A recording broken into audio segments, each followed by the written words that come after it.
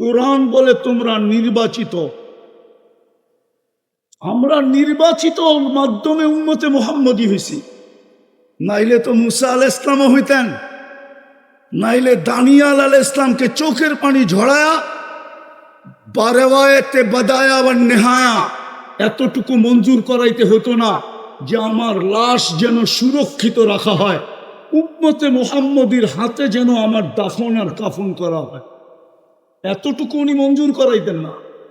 উনি জানতেন উম্মতে মুহাম্মদী কি জিনিস। নবীরা জানতেন মাসালুহুম ফিত তাওরাত ওয়াল ইনজিল, তাওরাতওয়ালারা জানতেন উম্মতে মুহাম্মদী জিনিসটা কি, জবুরওয়ালারা জানতেন উম্মতে মুহাম্মদী জিনিসটা। এরা কোন উম্মত হবে? এত বড় মর্যাদা আল্লাহ দিতেন না। কুনতুম খায়রা উম্মাহ ঘোষণা করতেন না। আজকে আমরা সব ছাড়ছি।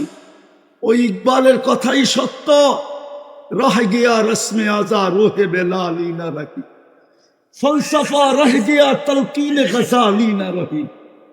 সত্য এটাই। চিৎকার আছে আজকে, চিৎকার। নবীর আদর্শ নাই।